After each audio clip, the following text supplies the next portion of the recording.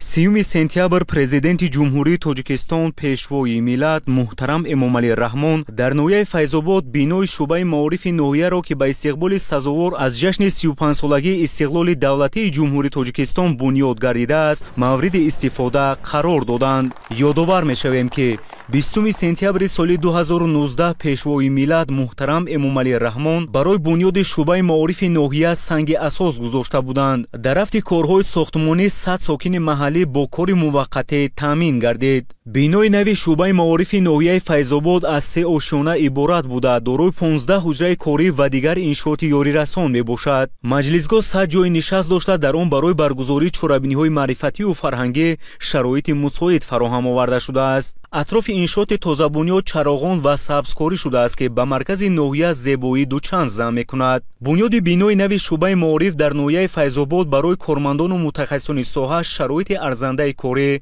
фароҳам овард. ин иқдом барои аҳли маориф имкон медиҳад ки фаъолияташонро мутобиқ ба талаботи замон ба роҳ монда ба рушди соҳа, баландбардоштани сифати таҳсилот ва тарбияи хонандагон саҳм гузоранд. бо шукргузорӣ аз тинҷиву осоиштагӣ, сулҳу субот ва оромиву осудаҳолӣ мо кормандони соҳаи маориф бо самимият миннатдории худро ба асосгузори сулҳу ваҳдати миллӣ, пешвои миллат, президенти ҷумҳурии Тоҷикистон муҳтарам Эмомалӣ Раҳмон мерасонем. бо шарофати сиёсати хиратмандона ва ғамхориҳои пайвастаи президенти кишвар имрӯз бинои наву замонавии шӯъбаи маорифи ноҳияи Файзобод мавриди истифода қарор гирифт. ин иқдоми созанда нишонгари таваҷҷӯҳи доимии пешвои миллат ба рушди соҳаи маориф, баланд бардоштани сатҳи зиндагии аҳолӣ ва фароҳам овардани шароити муносиб барои фаъолият мебошад. ин ғамхориҳои падаронаи муҳтарам пешвои муаззами миллат мо маорифчиёни ноҳияи Файзободро водор менамояд ки баҳри таълиму тарбияи насли наврас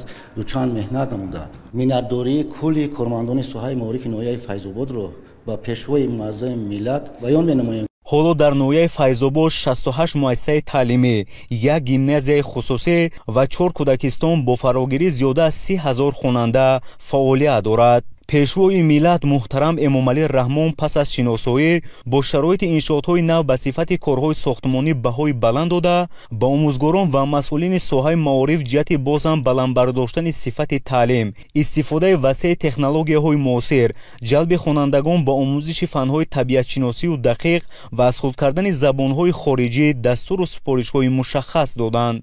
мо кормандони соҳаи маориф дар ҷараёни кору пайкорамон дар мадди аввал хизмати содиқона ба ватану меҳан ва баъдан дар баландбардоштани сатҳи таълиму тарбияи насли наврас кӯшиш ба харҷ медиҳем.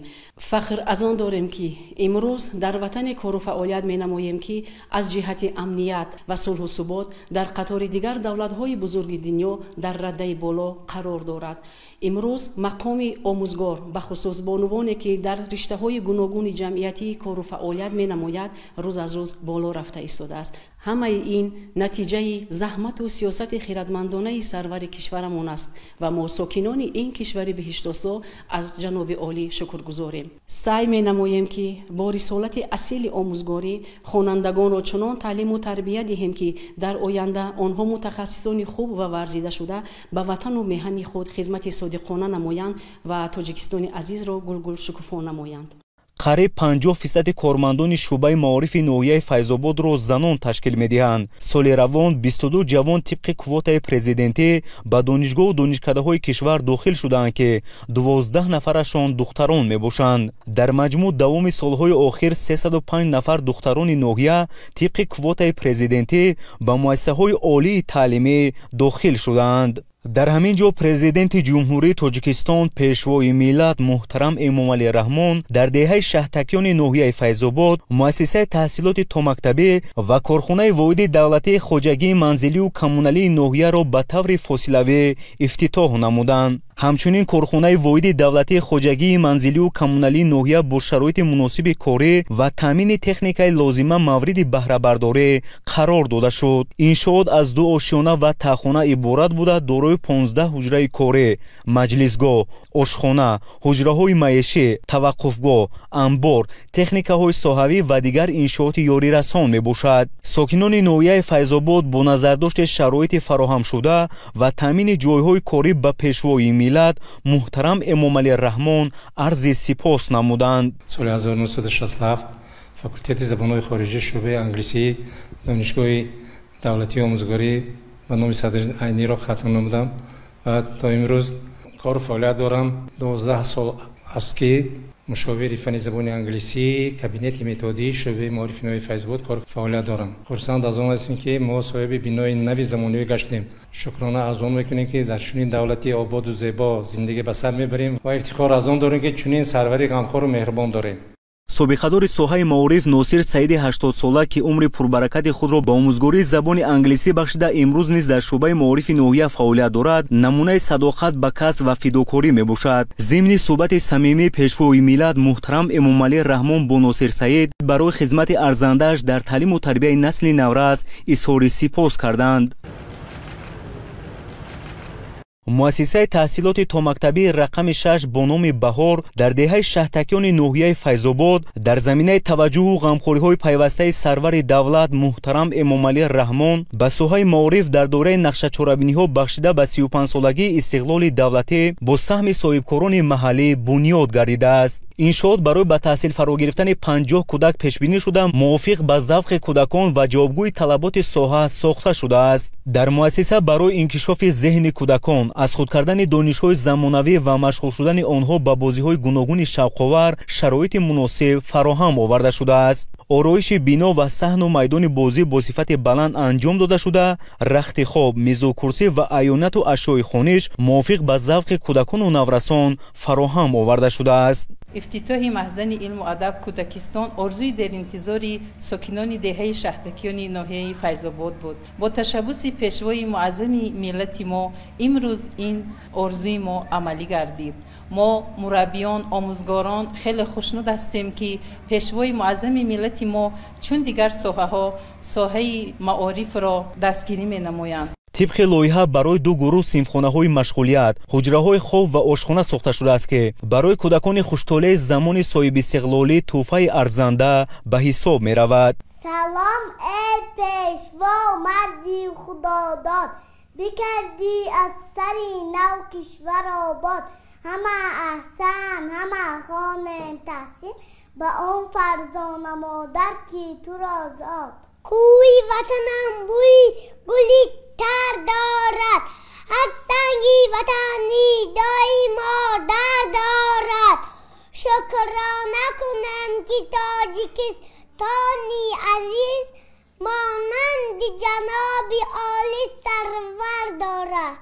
در مؤسسه تا مکتبی بهار 13 نفر ساکن محلی با جای کار دائمی تامین شدند. хурсандии мо мураббиён имрӯз ҳадду канор надорад ки мо соҳиби чунин кӯдакистони зебою замонавӣ гаштем. миннатдории худро ба пешвои муаззами миллат муҳтарам Эмомалӣ Раҳмон баён менамоем ки нисбати мо таваҷҷӯҳи хоса зоҳир менамояд ва мо мураббиён кӯшиш менамоем то кӯдаконро дар рӯҳияи ватандӯстӣ, хештаншиносӣ, таълим ва тарбия намоем, то ки дар оянда кӯдакон номбардор ва парчамбардори давлати мо Тоҷикистон бошанд.